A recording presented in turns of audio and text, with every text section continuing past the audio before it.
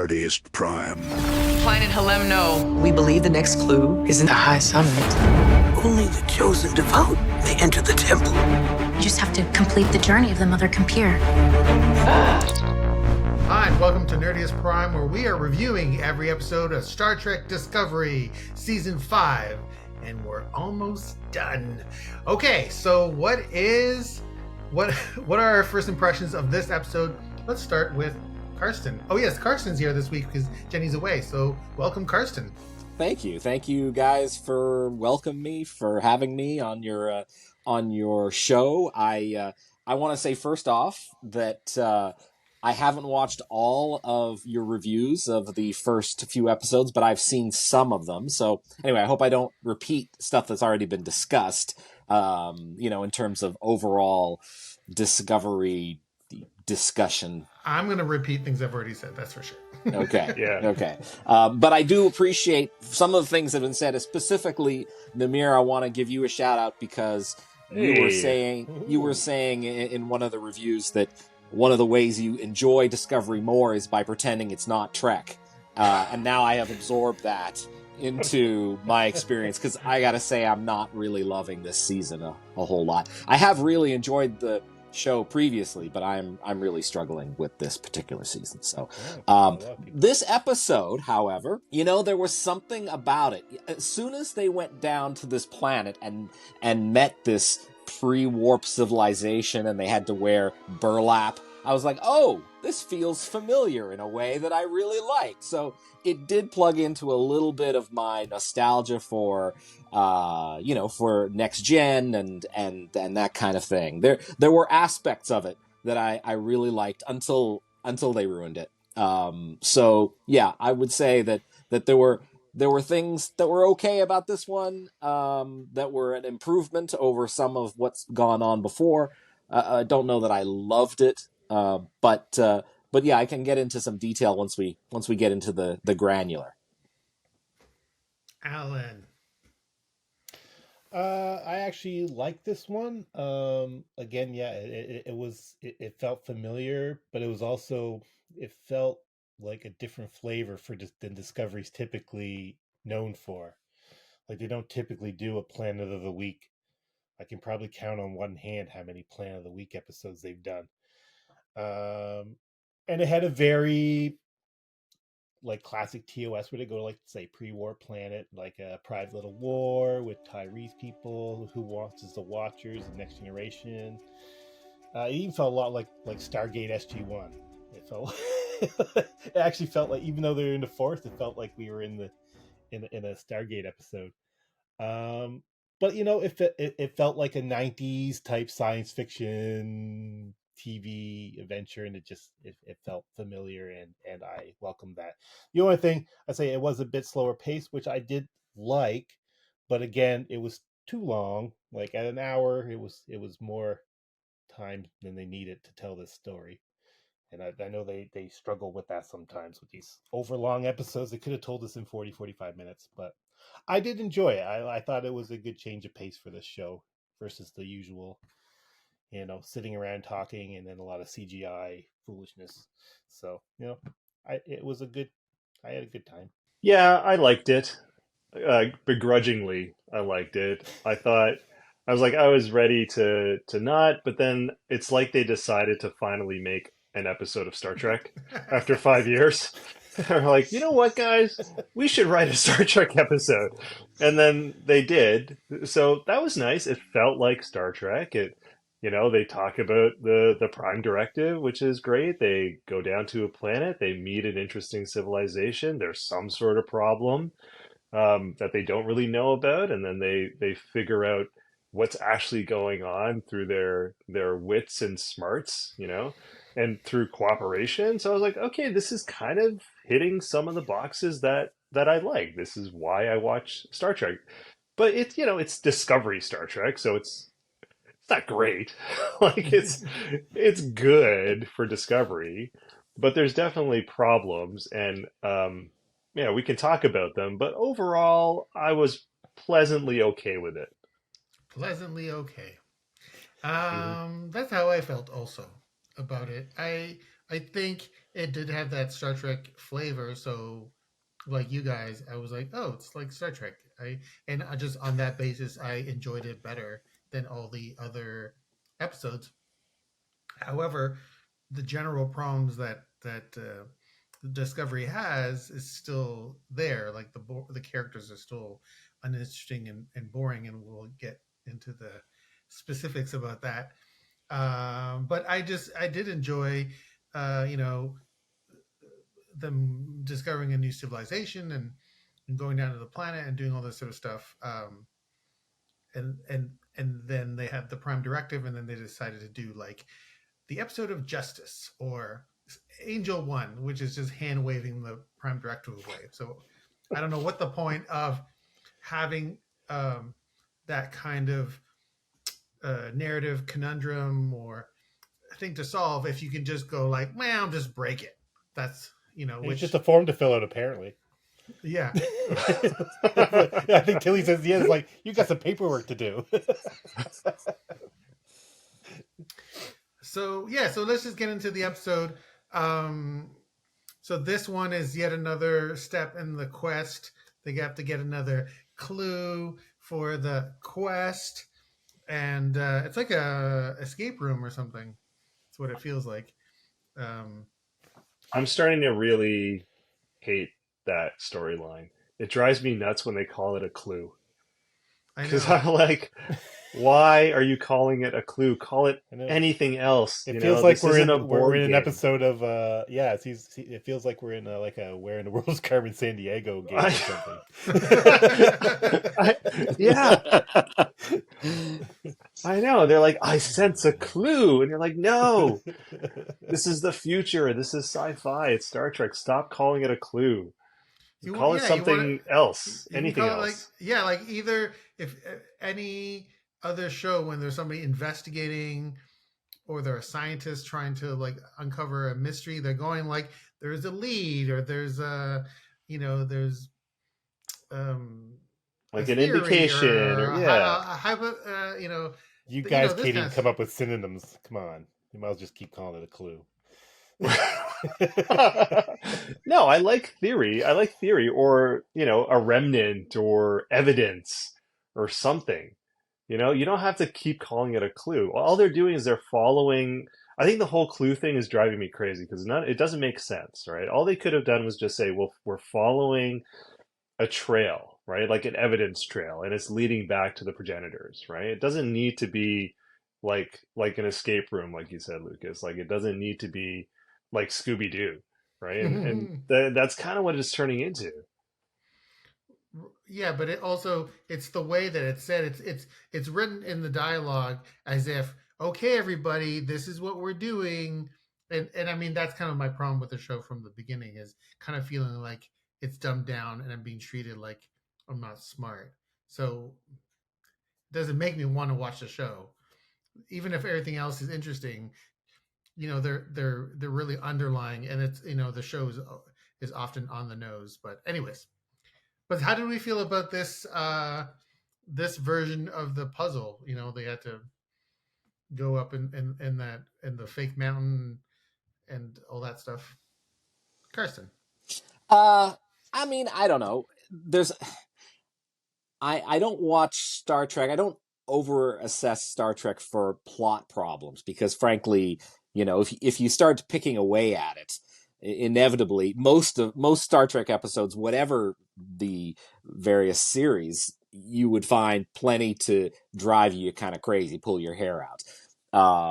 So, you know, this one had maybe more than its fair share of plot problems. I found it a little hard to buy that this, you know, these scientists had hidden this secret in this weather tower that they had disguised, you know, out of a humanitarian effort somewhere in the past. Like there's just a lot of conjecture here that I'm finding it hard to kind of buy into, but I guess is I guess likely. I don't know. I for me, the pleasure of this episode had nothing to do with the plot. It had to do with the characters, right? It's like, it's great to see Tilly as a source of humor And this is one of the things I think Discovery takes itself way too seriously. And it's just fun. I mean, you got Tig Notaro on your cast, put her in front of the camera and let's see more Tig, because she's fantastic. And Tilly, Mary Wiseman, I mean, this is, all right, so here's another thing that drives me crazy about Discovery is that your most talented, interesting performers and characters, you introduce them, you make them a big part of the show, and then you take them away. I don't know why Mary Wiseman left for most of a season, but now she's back, so that's great. She's a little more mature, she maybe is less likely to be freaked out by stuff going on Discovery, but she is still fun and still most likely to make me chuckle. Like, you can take the Xeno out of the anthropologist, but you can't take the anthropologist. No, I lost it. Like that, I thought was a fantastic line. And at one point, she squeaks out "sacrifice." That stuff is great. That's what we love Tilly for. She sometimes is like the audience surrogate because she's reacting to stuff like you and I would react to. I'm still trying to get my head around the fact that Saru isn't there. Like, imagine any series of Trek, like the classic Trek, you watch it for, Bones and Kirk and Spock. But what if they took Spock away from the show for a whole season? Would you keep watching it? Probably not. Like, that Saru is Spock on this show. And I just don't understand why he's not there. Like, I don't get it. You've got these actors. You got like the best Trek is at its best is when we're really engaged and committed to these performers and to these characters. And then you take one away, and I don't get that. I don't understand it. And so I really like Sonequa Martin Green. I think she has been the core of the show. She has been the reason I've kept coming back to watch it. But you can just see how hard she is trying to carry it with, sheer riz, as the kids might say today. And I don't think she can do it. So, yeah. Alan, how do you feel about the plot of this episode? Yeah, that's the thing about the whole progenitors thing is it feels all these clues, even though they come up against brief problems, like in this episode, it's like, oh, we really can't figure out this distilled water vial. I'm like, but they still figured it out and threw out, like Carsten says, a whole bunch of conjecture. It's like, oh, they probably did this. And I was like, wow. I was like, how have people not found this progenitor technology like hundreds of years ago? Because it seems really simple. They keep solving these clues within like 10 minutes of getting together and bouncing ideas off each other. And so that I find the main plot is not that challenging for the characters. I mean, they talk about, oh, we've been at this for hours, but it's like, it should just take years to figure out. Like, it's the most powerful force in the galaxy to create life or whatever. Like, this should be super hard to figure out, but they just keep tripping along and finding the clues. I did like the fact that, because I actually struggle with Burnham, because she's like, I find her not that interesting a character, and her captaining style is I'm like Rayner. I'm like, you're too close to the crew. Like, you got them all. It's like, oh, tell me your ideas. Let's have a hug. And so I've always struggled. But she felt more like, because I mean, she has a background in xenobiology, so it was nice to see her using these things they've established about her in the past. It's like, oh, I'm buying into this, that the scientist in her's coming out. You're seeing her enthusiasm, and all that. So if I actually felt better about Burnham in this episode than I typically do. But yeah, I mean, the plot was pretty standard formula, but I like classic Trek. I don't mind when it's when it's just your standard by the numbers Planet of the Week plot. So, but yeah, it was fine. Yeah.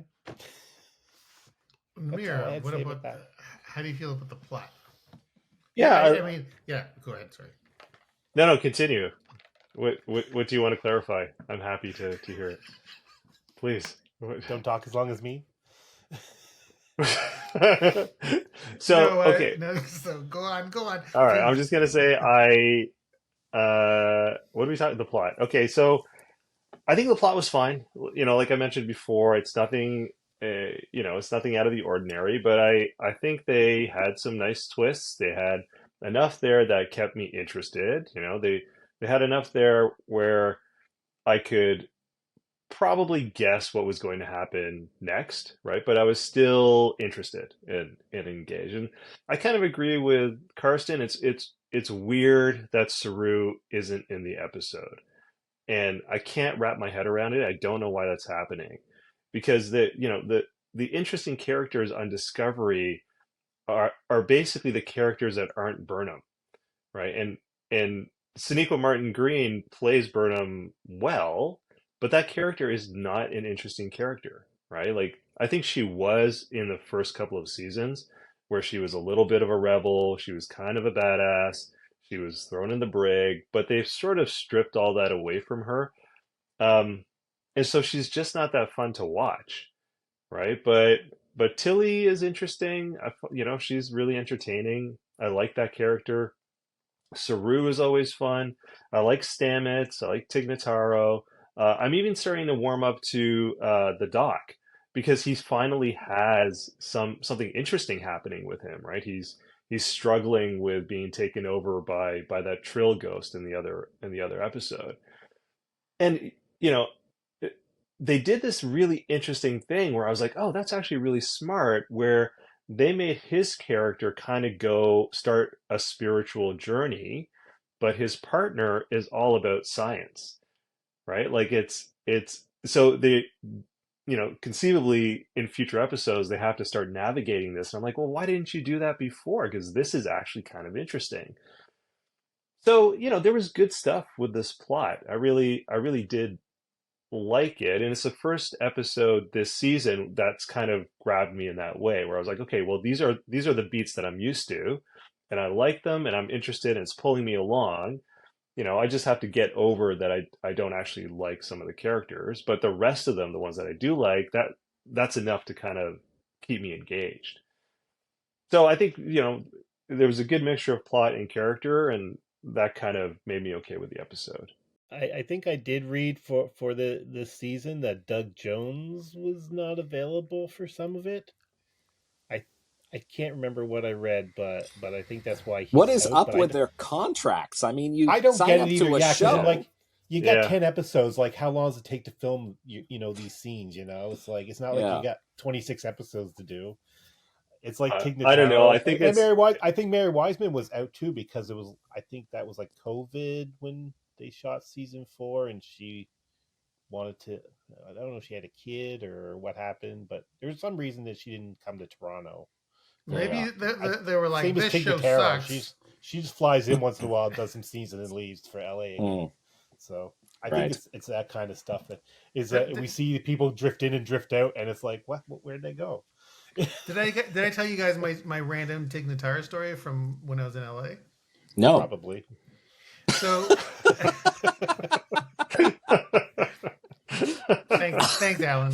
Anytime he has a brief celebrity encounter, like he saw someone take out the garbage or something, he's heard about it. Well, that's something. No, it was the most random thing. So I was driving from my place to wherever, and I was sort of like I lived in Hollywood at the time, and I just passed Paramount Pictures and Paramount Studios, and my dog looks at me and goes, like, I need to take a shit. So I was like, oh. So I just pull over just like a block away from Paramount Studios, and it's like nighttime. So I guess I just get out of the car with the dog, and I just start walking the dog up the block. Yeah, I'm just going to do like a loop. And I'm walking up, and people are very polite in LA. So if you pass somebody, you go, hello, and hello, this kind of thing. And so I did that. I was walking the dog, and then just got out of the car, walking the dog, and I look up and I go, hello, and it's Tig Notaro. I was like, what? And she kind of was like, who are you?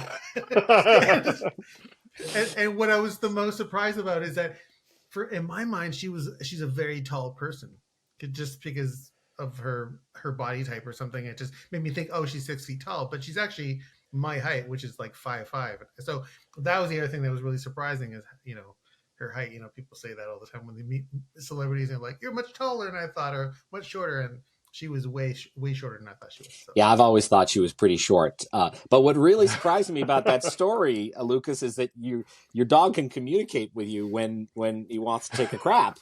Like, how did you know? The dog just looks at me like this. Okay.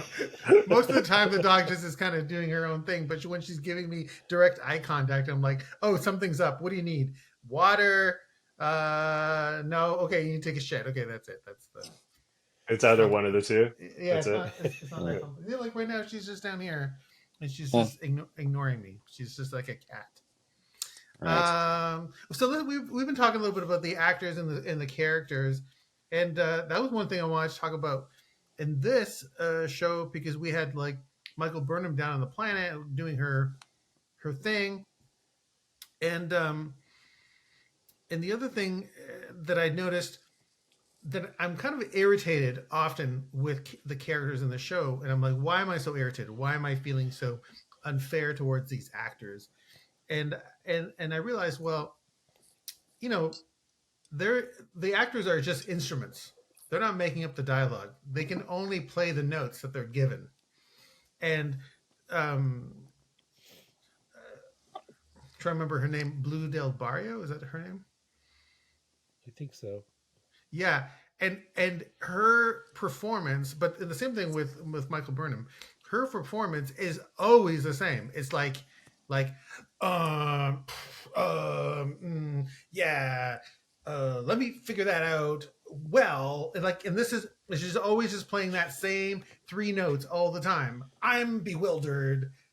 I should do, yes, I'll do something about that. But what, like, why are you doing that all the time? And what? That's a pretty good idea. and I can't do Michael Burnham, but Michael Burnham kind of does. It reminds me of what's his face from CSI Miami. He'd always do like, we have a thing to do, and now we're gonna do the thing. What's his name? Are you doing David Caruso? That's right, David Caruso. He would take off his glasses, and he would just have the same three notes all the time. And then they would break into the Who theme song. Yeah. anything anybody ever said to him, he had the same, like, the dialogue would change, but the intonations were always the same. And so that's what all these characters are like. They all kind of play the same notes. They're like, and I don't know what that is about the characters, but I'd like to hear your opinion about this, Namir. Well, not to disagree with you, but it's a TV show, right? Like, that's sort of how TV is designed, right? Like, everybody. Well, okay, I'm going to stop you right there. Are you It's saying not a TV show? All TV shows are this simple in their character interpretation? No. What I'm saying is that characters changing across seasons of a television show, that's a new thing, right? Like, that's like before maybe The Sopranos or Hill Street Blues or whatever, everybody just always played the same character in the same way every single episode. Even Star Trek is like that. It's not like Next Generation was the same. Like, yeah. Did anybody Next Generation have any real significant growth over 7 years? No, not at all. Not They're really. all still the same. Not really. I'm gonna stop because I think you're misinterpreting what I'm saying. I'm not talking about character growth. I'm talking about how the character is being played. Every character in this show is playing exactly the same thing, exactly the same way each time the camera's on them. Well, I think. Yeah, I understand what you're saying. People playing a character, and you might find them intriguing, or you might find them irritating. That's just TV for you. Okay, but why is that character? I don't know what her name is, but why is she always bewildered? Like, is she always bewildered no matter what was happening? Like, why is that her? Like, I would understand if she was bewildered sometimes, like she's young and I think whatever, but all the time. They're not. Well, I mean, I do agree. Like, if the character, like that character in particular is, they're young. Doesn't have they don't have a lot of screen time for one, right? And they're not written in a way that allows them to have that growth, right? That allows them to do anything anything different, right? So it's really like, you know, these are the lines. You've got, you know, two scenes, just play them straight. You know, I feel like it's a combination of the writing and, you know, production time, right? Where you're like, we got to get this done today. You know, we're losing daylight. You know, just say the lines. You know, so I think that's kind of what's happening. I wouldn't blame the actors. Like, I don't think they're bad I'm actors. not. No, I'm not blaming the actors. I'm blaming The, Discovery. the No, universe. Adira, since she's since they've come on the show, that's been their character. Like they are brilliant, but they're also, you know, lack confidence and they're young. Like I think Adira is only like 19, 20. They're not very old because just last season they were doing like stuff at the academy. So I mean, you know, like they were a cadet. So I think it's like, I think you're just irritated because the character is young, and you know, you're an old man now, and teenagers and 20 somethings just bother you with their slang and their And their lack youthful of skin. their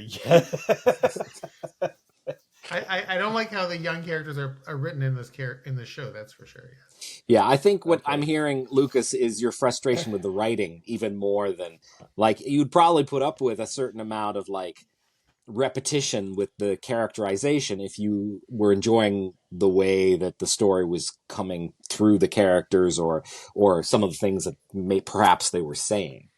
Yeah, and I remember, not to like keep name dropping this whole like LA thing, but when I was in LA, I went to the Skirball and I saw Sonequa Martin. Wait a minute. Were you in LA? You lived in LA, really? What? What are you talking? Oh my God! Tell us more. How many stories of LA do you have? I bet you have a lot. Can I hear the Gates McFadden one again for the 12th time? The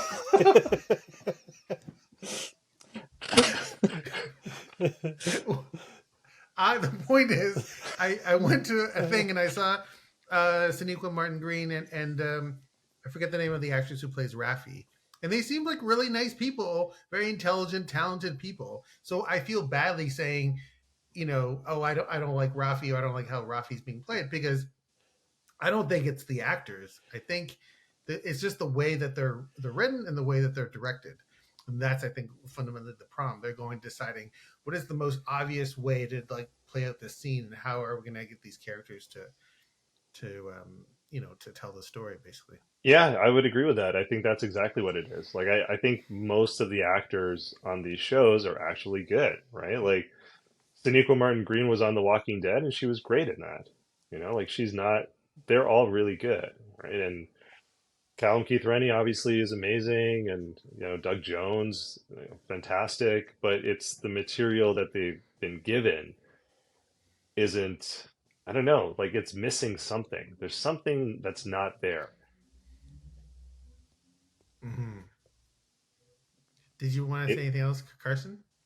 I mean, yeah, I think I agree with you all, you know, for the most part. I think maybe I'm more fond of the characters, or after 5 seasons, I've grown to be quite fond of the characters, even when I want to throw popcorn at the screen, because the show is being written in a way that I just either, I think, diverges too far from what I think is the reason that you watch Star Trek. Is like I feel like the producers have completely missed why we watch Star Trek. You know, it's as I want social parables. I want, I want duty versus honor versus, you know, cowardice and bravery, and I want exploration and science. Like, at least this episode had some of that. And I did I really agree with Namir on the fact that the Wilson Cruz as, you know, Dr. Culber, not my favorite character, but he deserves his own subplot, and he finally gets one. You know, the show characters spend so much time talking about their feelings. It's amazing they get anything done at all. But I did appreciate that he was talking with Anthony Rapp's character Stamets about, you know, this kind of this coming to terms with his faith. Meanwhile, down on the planet, Burnham and Tilly are talking, exploring tech over faith. Like that dichotomy I appreciated because it felt like Trek. I was like, all right, there's some thematic thought being put into this that feels like you could take it away from the episode and go, oh, yeah, that was pretty interesting, but they still, the action scenes are still ridiculous and they don't serve the story. And, there was stuff in that tower that really frustrated. The high summit room. Like, why is there enough oxygen for a fire if there isn't enough oxygen for them to breathe? Like, what is going on with that? Anyway, I'll stop now.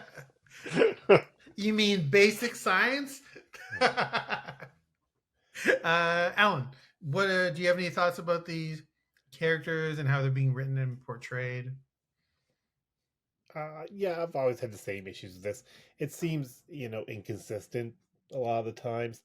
I find just in the episodes themselves. I mean, this is again talking about Discovery overall versus just this one. But like, I find in the same episode, you can have great speeches come out of like Doug Jones and Saru. So somebody's writing, good dialogue for that character, but then you get in the next scene where it's like Burnham and Book or something, and it's like it's just kind of painful to watch them, do their romance. Or a lot of stuff with especially when Gray was in the show, that and Adira, like that stuff was just painful to sit through. As I'm like, who's writing this? It feels like a committee wrote this stuff. And so I always wonder, what the writing room is doing, because it seems like they serve some characters much better in the same episode than they serve other characters. So, and I mean, I think if I was writing for the show, I would want to write for Doug Jones too, and not others. So, but maybe they're just playing to their strengths. Yeah, it's like the scenes are like, I'm looking at you right now, and I think you're afraid. You're right, I am afraid. Fear not. You have nothing to fear but fear itself. That is right. Like, this is the level of dialogue in the show. in science fiction in general too, you need a certain kind of actor who can sell the cheese, because I mean a lot of it's cheesy and corny, and you need to be able to sell it. If you can't sell it, then it just comes off as like you say, like you're doing right now. It like feels like a parody of itself. So yeah. I mean, you guys brought up the Dr. Colbert, is that his name? Colbert, yeah. Yeah, and I like this. I like this subplot, and I like that character. I mean, like you guys know, I haven't seen the show a lot, but I like what's going on. Unfortunately, it is a little like surfacey, like for something so profound, like somebody having basically like a religious experience or a spiritual experience, and it's kind of like on the nose or kind of on the surface, and I'm hoping it's going to go a little bit deeper, because he's a great performer, so he could sell that stuff. But that stuff is always hard to write and to dramatize, and so I don't think they're gonna pull this off at all. So that was a nice scene, though. I did like the scene with him and because I mean I do find that for Hugh and Paul being a couple, they don't get a whole lot of nice moments together, and I thought that was nice. That they came in there and they had their conversation, and Paul was so supportive. I'm so happy for you that you're finding this. But he didn't give him a hug. He was like so supportive, and then he gave him a little like squeeze on the arm and left. And I was like, that whole thing deserved a hug. Like maybe, but it was nice to see the support there, and then that he's a supportive partner, spouse, or whatever. And I'm not a couple with any of you guys, and if any of you guys said to me like I'm having a real spiritual moment here, you guys would get a hug automatically. You're a huggy guy anyway. I know you're a huggy. Yeah, guy. Exactly. But I would not necessarily hand out the hugs as easily as you would. At the moment, but you receive them. Yeah, begrudgingly. Yeah, just like. I'm just saying there could have been a hug there. Yeah, but that's Stamets' character, right? Like Stamets is not the type of person that would hug, right? Like that's why they're an interesting couple, right? Because like Oh, Colbert mm, is kind of the opposite of Stamets, right? mm. So it's that classic kind of dynamic which works really well. And so I appreciate that they're taking advantage of that a little bit. I just wish they had done that earlier. And to be fair, I haven't actually watched season 3 and or 4, so I don't know if they have, but I'm getting the feeling that they didn't. Well, they didn't know what to do with those characters. It seemed like in those seasons that they're just kind of, you know, looking for something for, especially Cobbler to do. Like that's why he kind of fell into this counselor role. But it's nice to have him, like you say, do something deeply personal now, because it seemed like he was just wandering around doling out advice to people who didn't want it. For the last 2 years. I don't know what to do here in the 32nd century. I probably should have stayed where I was. Oh. I don't understand any of this medicine. Yeah. Maybe I'll try being a counselor. Oh yeah. It's been a weird journey. Yeah. No kidding. So in the show, they go down to the planet and they meet a totally alien culture. Now, I was trying to understand what's going on.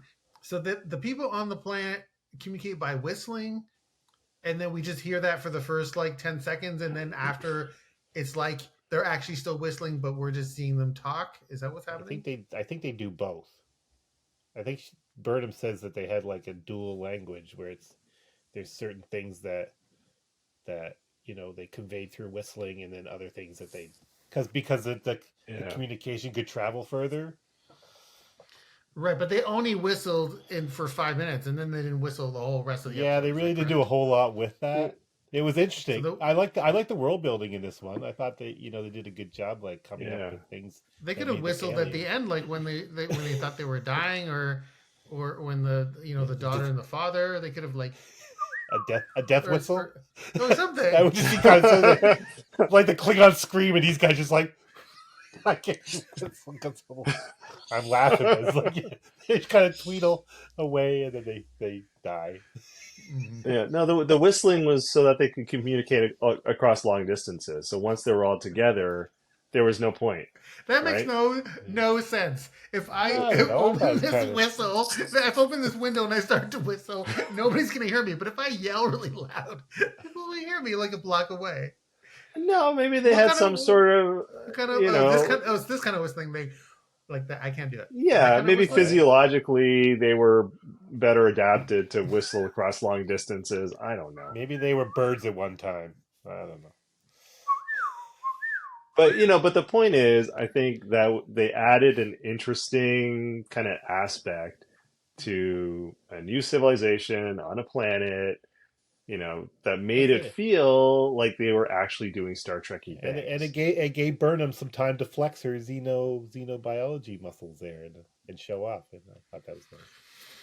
She's doing her research. And it gave Tilly a chance to run a marathon. Okay, we're definitely going to get to that. Okay, but so about the civilization, Carsten, what were your thoughts about how they handled that and the aspects of this? Yeah, I think, as I mentioned at the start, this was the part that felt like it plugged into that feeling of this is Trek. This is they're meeting people, they're exchanging ideas, they're trying to understand their perspective while also, not invading or, revealing their intention while they're on the planet. And I enjoyed that. I enjoyed the sort of the alien perspective. I enjoyed, obviously I knew there'd be some sort of jeopardy at the end of it.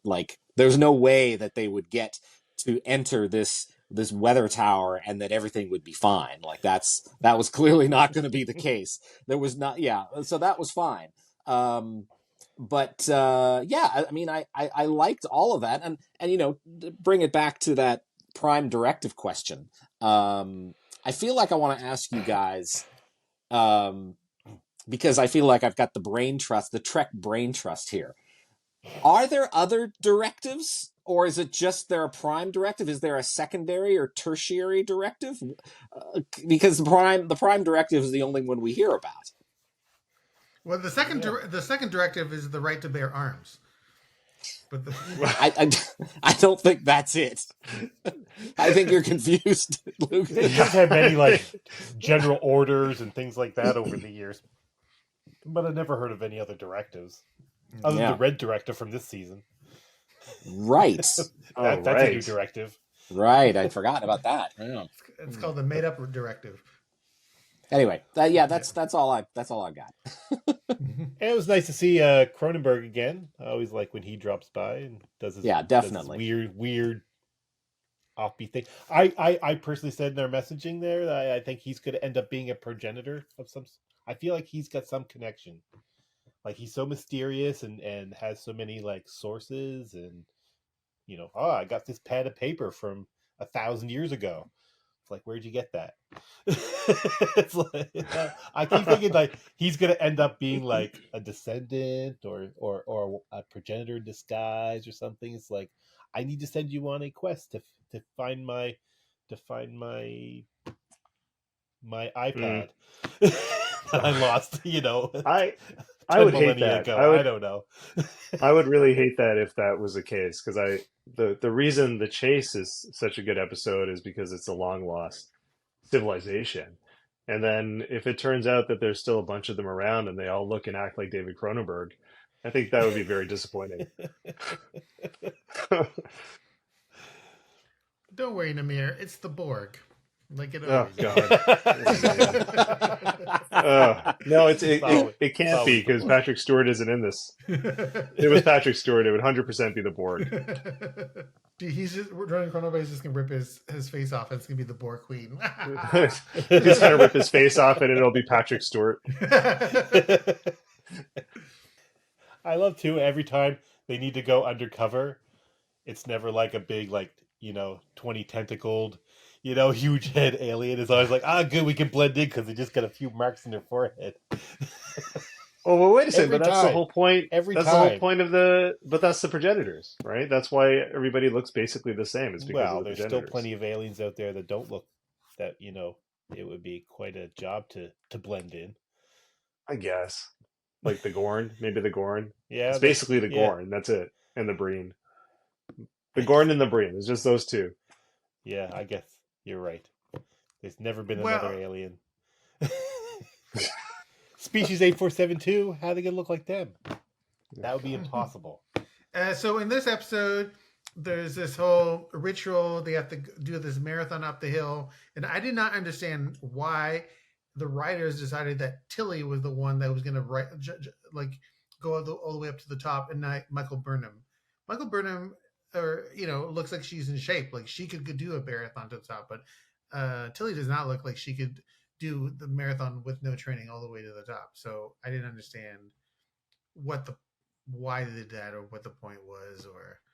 Well, they needed to She was put better Tilly in being danger. thirsty. She was better being thirsty than the other ones. No, they needed to put Tilly in that situation so that she was in danger and Burnham had to come save her. Right? Like I'm okay with that. It seemed very hard for her. It didn't seem like it was like a breeze. She was rolling her eyes into her head, and she was struggling. I didn't really have an issue with that. I thought it was. I'm actually glad that it was Tilly as opposed to Burnham because it meant that we could spend more time with that character as opposed to Burnham's character, right? And she had a really good kind of back and forth with, I forgot her name, but the daughter character that was running up with her, and they had a good dynamic, so it worked. So that's why. Stop being so judgy. Because Burnham saw the yellow moth and realized that there was electronics nearby. Radiation. Yeah. A radiation apparently turns moths yellow. I wouldn't know that. Yeah. I just that moth is yellow. Because I'm like, they go to these alien planets and just assume everything just follows like Earth, the way things work on Earth. Yeah. Like, there's a purple moth and there's green moths. I'm like, No, I think she did like the same way. No, she did like an eye quarter scan. She was just like, oh, right, the eye quarter. Yeah. The Mission Impossible eye. Yeah, yeah, Mm-hmm. yeah. Which is terrifying, frankly, to see that. I'm just like, oh, I don't want to see that again. Any thoughts, Carsten? I mean, beyond what I've said, no. I mean, I do like Tilly, and so I'm glad to have her be so prominent in the story. And yeah, but once they get into that tower, that's when I was just like, what's even happening here? Like, why do they need to be sacrificed? And how do the mechanisms work? And I had a hard time, again, CGI is not great on the show, but trying to, in my mind, imagine them in this space. And then when they cut to the outside, like what the actual tower looks like from the outside, that I couldn't quite reconcile the two physical spaces in my head. And that whole business with the fires, I was just like, that doesn't make any sense. So I was trying to remember too. What were they calling each other? I thought they were calling each other like computers, or like it sounded like some bastardization of the word computer. And when they said mother human, No, I don't know what the word was that they were using, but it it sounded was very close to compeer. compeer. It was Yeah, okay. compeer. So I think it's a Okay. combination of compatriot and peer. Which I thought was going to end up being a bastardization of computer, and mother computer or whatever was going to be a computer, and Burnham was going to have to talk them to death. And I was like, oh yes, I was like, I hope they make Burnham talk a computer to death so that she can free this world. But it didn't happen, and I was disappointed. You are too smart for this show. You're always out thinking these writers. You're like, oh yeah, they're gonna do this, they're gonna do this, or whatever. And then I thought they for sure that deliver. there was going to be a computer involved, but there ended up not being, and I was like, oh. Well, there was a computer. There was like they had to. Well, do there things was, like, yeah, but it wasn't an AI that they had to talk to death like Kirk. Yeah, had to it do wasn't so a many lie. times. They Yeah. couldn't use some Yeah. sort of logical loophole on I a thought it was console. good, yeah, be a Val or a Landu or Landau, whatever, and Landau. something like that. Martin Landau. if you Landrew, that's it.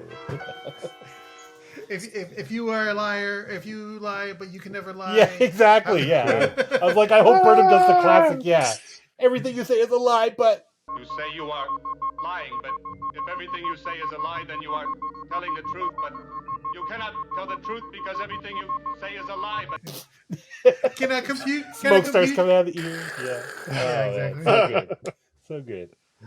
But no, they didn't go that way. Why did they could just do more episodes of TOS? That's it. And then, Yeah.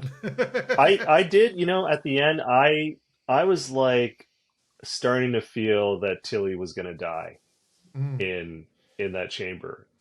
And then I thought, okay, that's a really interesting choice for the show because they could totally do it. It's the last season, halfway through the last season. It doesn't really matter. It would have been kind of a good ending.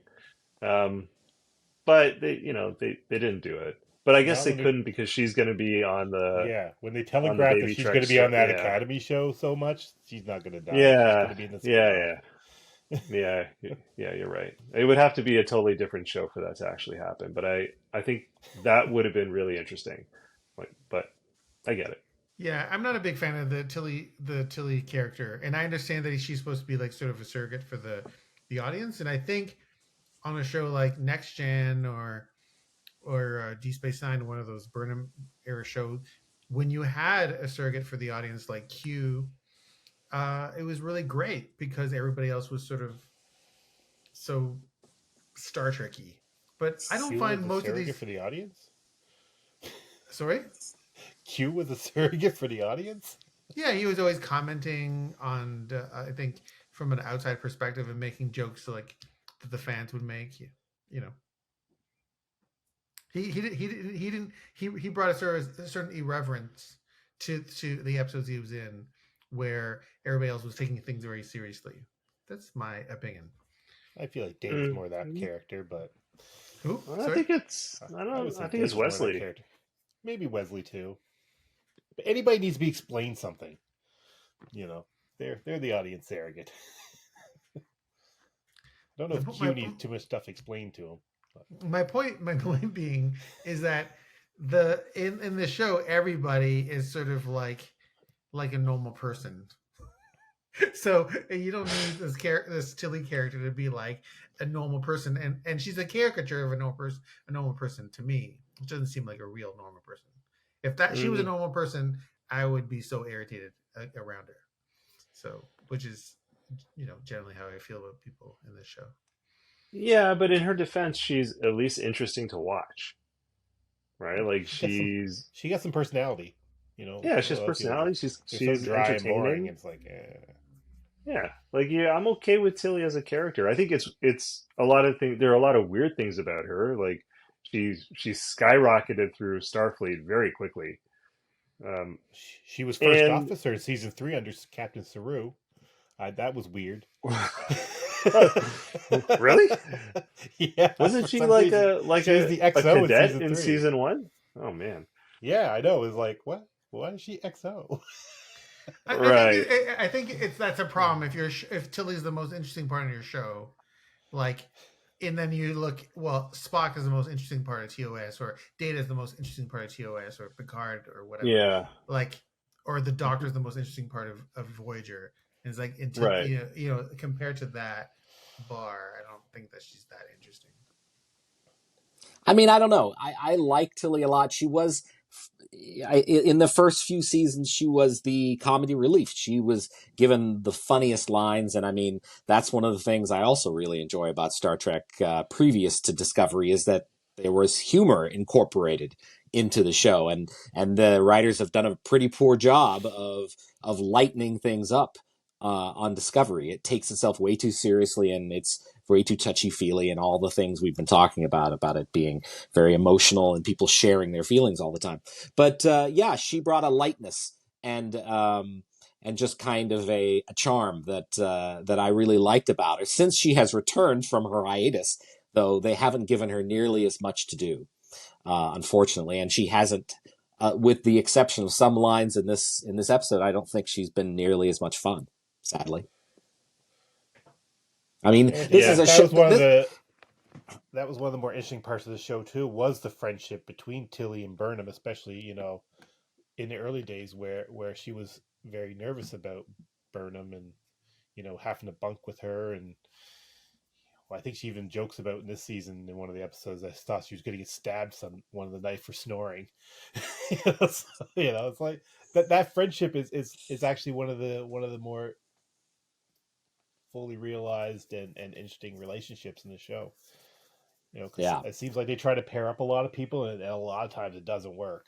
Like there's definitely, like Burnham and Saru is a good match, and Burnham and Tilly is a good match. Burnham and Book I kind of struggle with, and Burnham with most other people I struggle with. But yeah, well, I mean, there's another character that has vanished, which was that I really liked, was Michelle Yeoh as the Mirror Universe Section 31, well, she'll character. be back in her own movie later this year or next year. So yeah, which it just speaking of like ways in which this show has shot itself in the foot with its phaser. Characters, the most interesting characters have vanished at frequent instances through the course of the 5 seasons. And I don't know. I don't get it. Like this, and let me ask you this as well, guys. Does this feel like we're coming to the end of a 5-year journey? Like we are now 4 episodes away from the end of this series, they and they didn't know they were canceled when they shot this. They didn't know they're canceled. That's why they filmed extra stuff for the finale. Like, right. Wait a second. They didn't know that this was going to be the last season? No. Really? Mm. Oh, that man. Surprises me. They brought it back that to surprises me too. film extra material for the finale to wrap it up. Oh, man. So because it feels like a final 15-minute epilogue or something. Yeah. It feels like it's a final season because characters are disappearing all the time because they're picking up new gigs. They're going on this treasure hunt for this, like the secret of the galaxy kind of thing. Nope, that's bizarre. Did not know this was going to be the last season. So. Wow, that surprises me too, I guess. But I mean, people have been vanishing through the whole series, right? So this is why I just wondered whether or not there was going to be some kind of sense of like, we are going to wrap up the threads. But clearly, if they didn't know, then they didn't know. Yeah, and I think that's one of the things that's missing from the DNA of this show is that initial, well, why does this show exist? Right? Like, what is the through line, right? Like with TNG, it's very clear they're exploring the universe. That's fine, right? Same with TOS. With DS9, it's, being like Casablanca, right? Like it's in Casablanca in space. Like there is that central idea. Even Voyager had something very clear. With Discovery, I have no clue.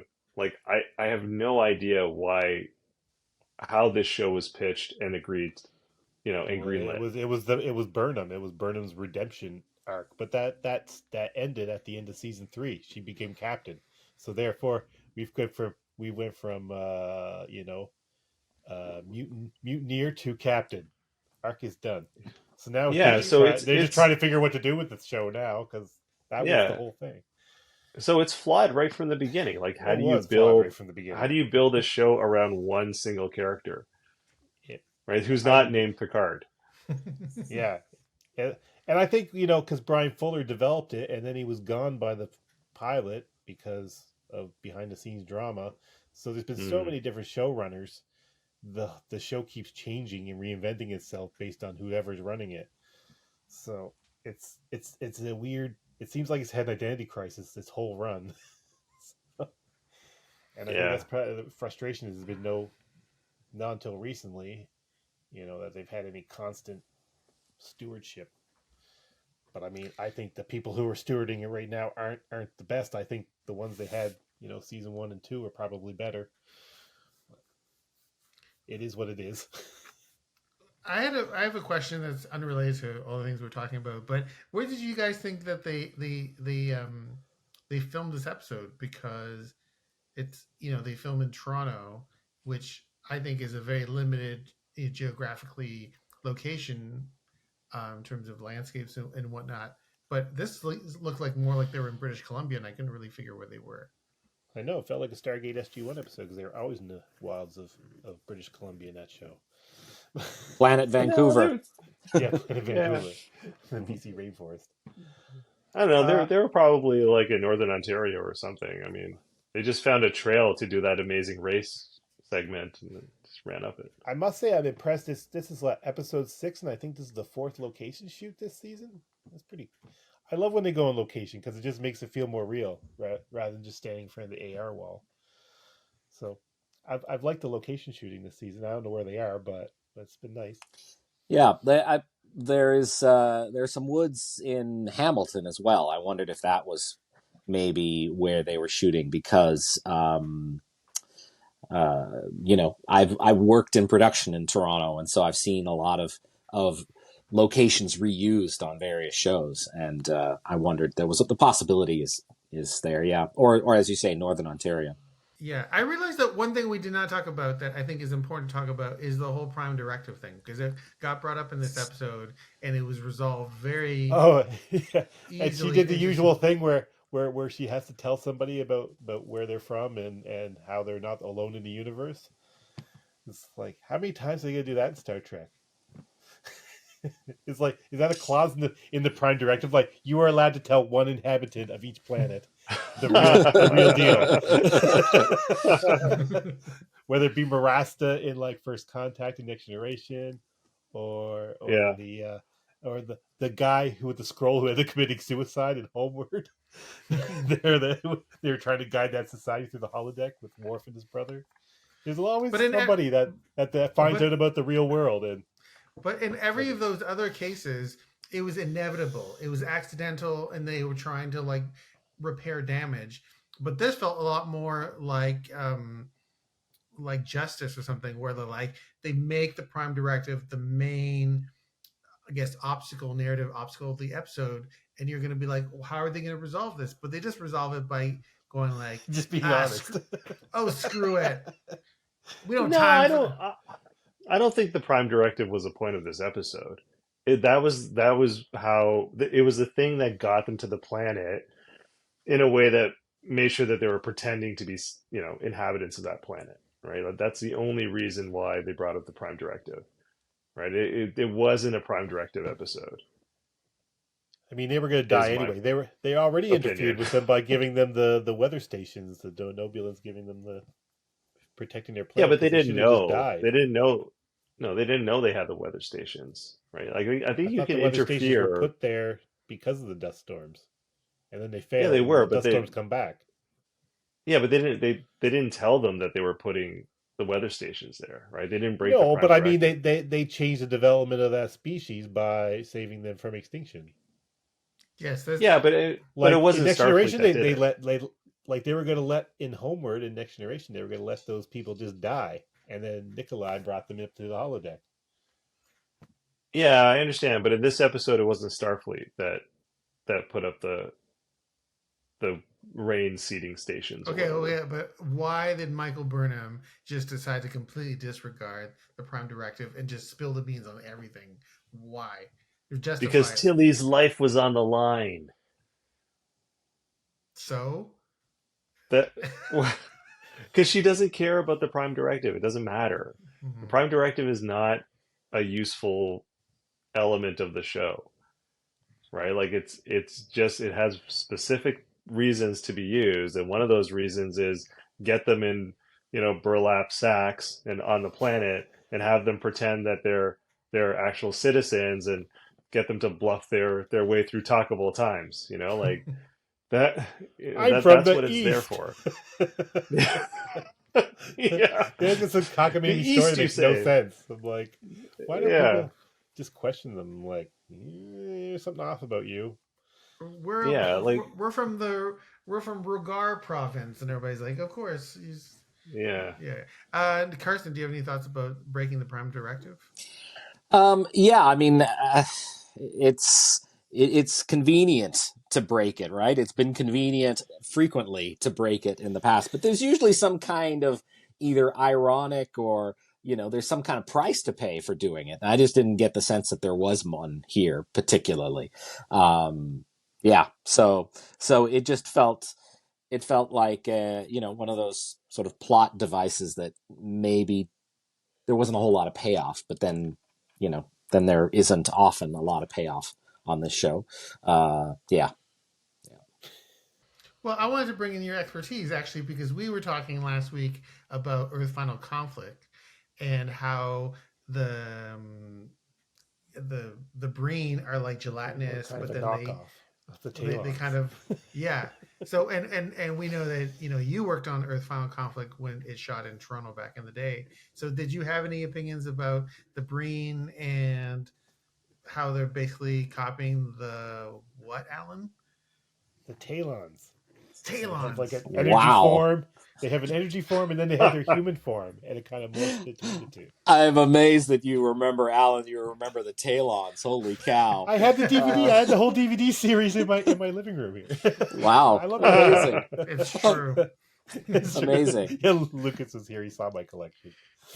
Yeah, I was only on for the first season, but I mean, what is true is that it looks terrible now.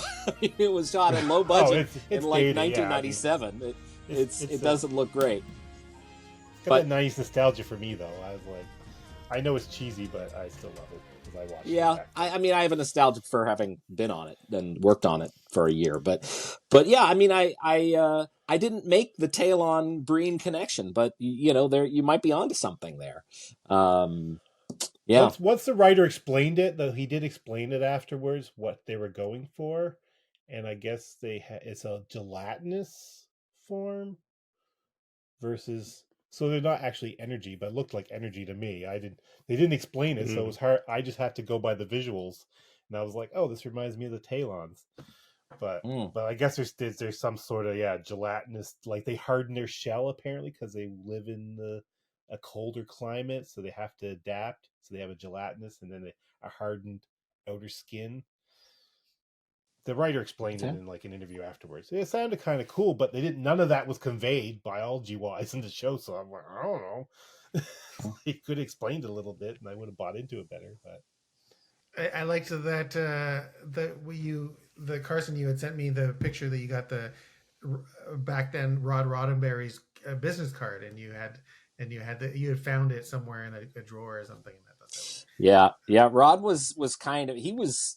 I mean, I'm older than he is. Like I would think in his early 20s at the time, and so he, but he was on set all the time, and his mom, Majel Barrett Roddenberry, was a producer, and she was on set a lot, so So I think he was just there sort of to learn how a show is run, and he lived in Toronto, out in Scarborough, the duration of the shoot, and he was very keen to I think carry the mantle, and now obviously I'm seeing his name on the new shows, so he's clearly still very much involved.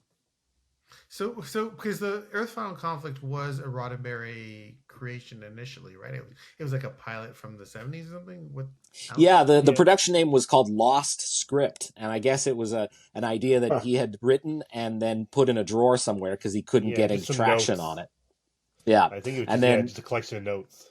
Yeah, and then Majel found it, and after his passing, she developed it. Oh, fantastic! Yeah, she worked with Kirshner. I think Don Kirshner is his name. He was the guy who created the Chucky Child's Play, and so he was one of the producers on the show as well. Yeah. Oh, interesting. I don't think I've ever watched that. No, I must have. I just don't remember it very well.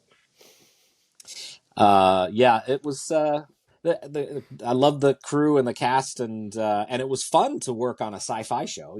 It felt like quite a distance away from Star Trek, but it still was a fun sci-fi show. I was into it when we were making it. So I thought it was. I thought the whole show was an interesting story, like how they come to Earth and they were like helping humanity, and then of course there's underground resistance who didn't trust them. Like I thought it was a very interesting show at the time. Well, I still like it, but complicated and serialized at the time, and it was like it felt because it's like 1997, I want to say. Yeah. So it felt like kind of like different kind of storytelling than you were used to with episodic kind of.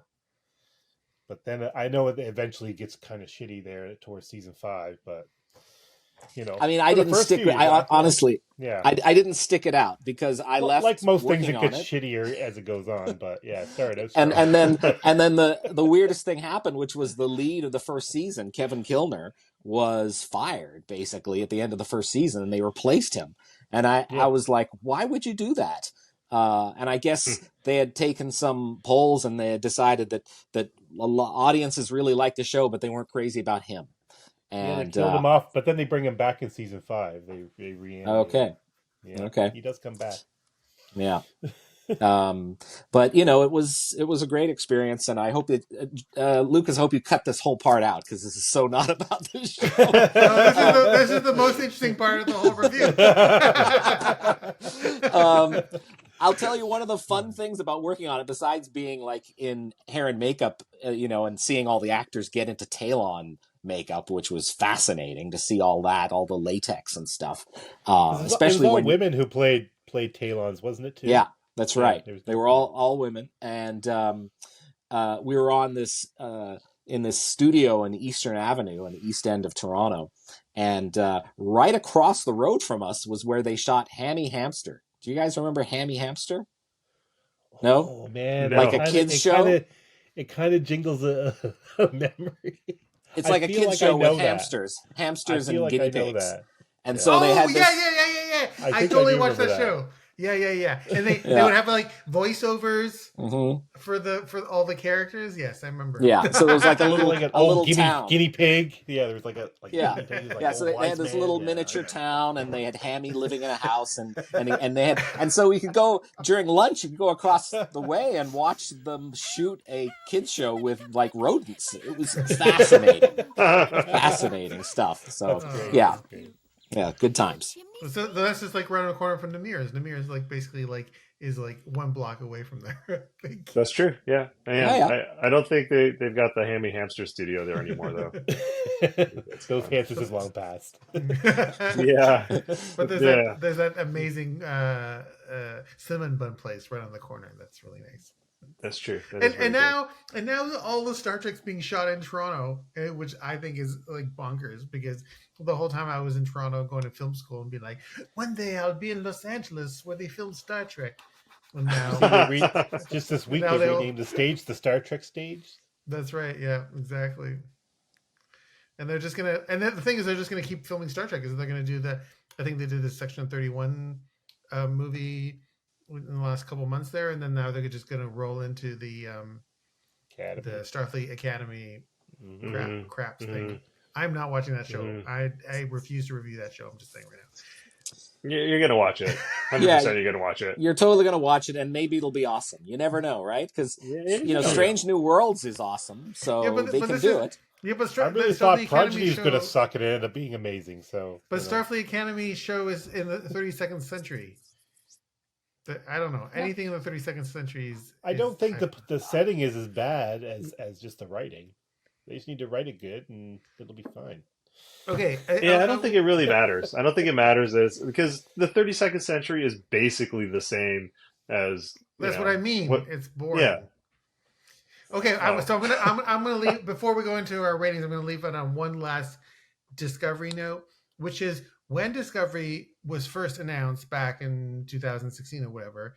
What the promise of the show was that they had Nicholas Meyer come back, director of Star Trek II and blah blah blah, and they had him back as a consultant, and they were gonna do an anthology show, and we were gonna go and see that time period of the Star Trek II time period with the maroon uniforms, and that's what Discovery was going to be.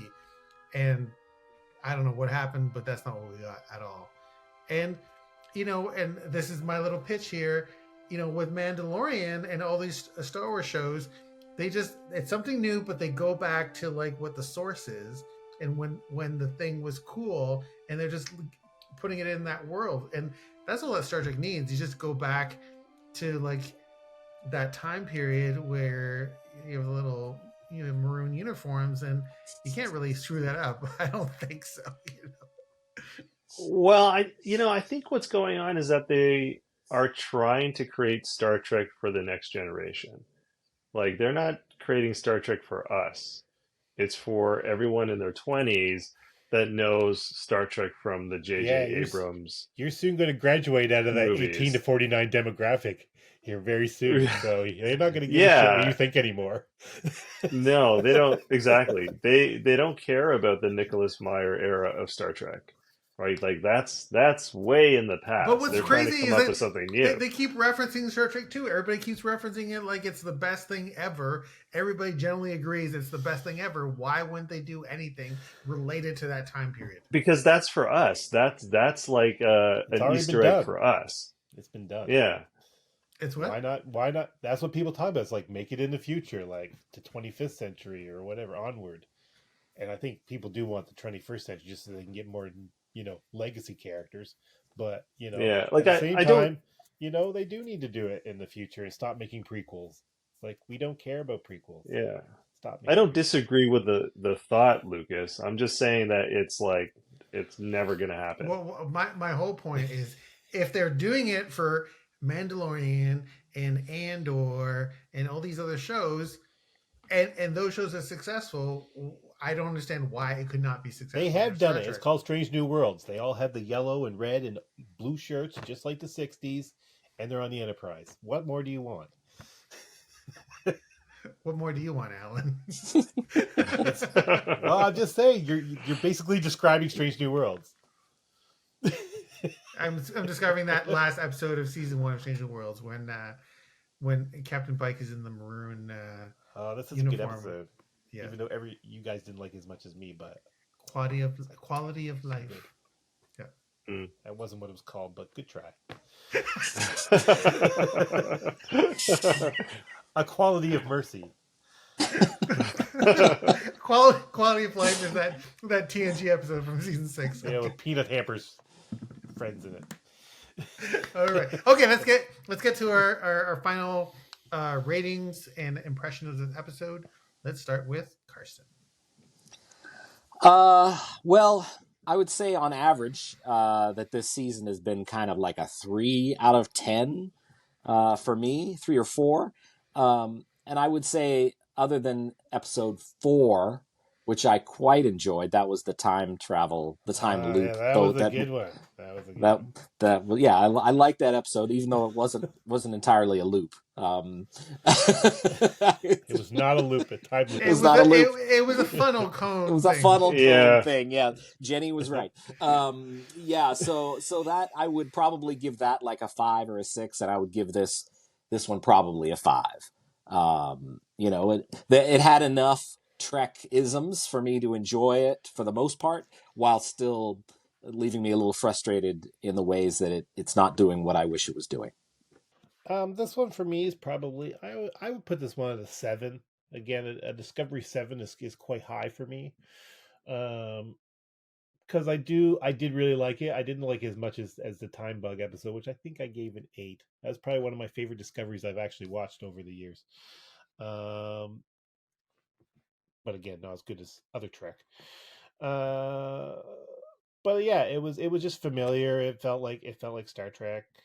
I like that they went to a planet. They had nice, fully realized, society that they visited. The Prime Directive was discussed. All this stuff made me feel like 90s Trek again, and I guess I give those warm feelings a 7. They're worth a 7 to me. Yeah, I liked it. I thought it felt like Trek. Most of the time when I'm watching Discovery, I'm always doing something else. Like I'm doing my taxes or paying a bill or surfing the internet. But this episode, I stopped and I actually watched it because it was interesting enough. So I liked it. I thought it was okay. Like the good things were good. The bad things weren't that bad. So I'm going to give it a 6. I think that's probably my highest mark for Discovery, I think. Yeah, that sounds right. Yeah, I'm going to give it a 6. Okay, so before I give my rating, I'm just going to put it out there that this is a Discovery rating, and it's based on the 7 out of 10 that I gave to the Time Loop episode. So I'm going to give this episode an 8 out of 10. And I realize that I've been kind of complaining about the episode a lot, but the reason is 2 things. I like this episode more than the Time Loop one, and the reason I like it more is it actually has emotional stakes in it. There's this whole thing where Tilly's up in the thing, she's gonna maybe die. They're talking about death.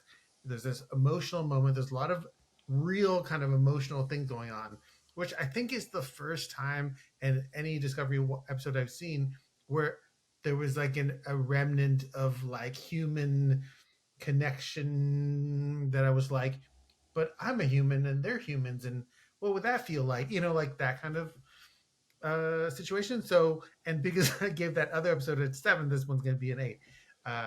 But it's a Discovery 8, which is more like a TNG 3. But I'm just saying right now. So, and so that's what I give it. Much better Yeah, than the one. Yeah. Yeah, Good point, actually. Yeah. I never thought about you're right about the emotional stakes. Like that's the one thing I think this episode had where you could be invested in the characters a little bit because they're actually going through something meaningful, which I don't think I've ever seen in another episode of Discovery, which is crazy because actually I've watched a lot of Discovery. And the fact that the AB plot, like I was interested in both of them and interested in the emotional aspects of it too. Versus usually I find there's usually one plot where I just don't care. Like books, like book trying to find a connection with that villain last week. I didn't care about any of that.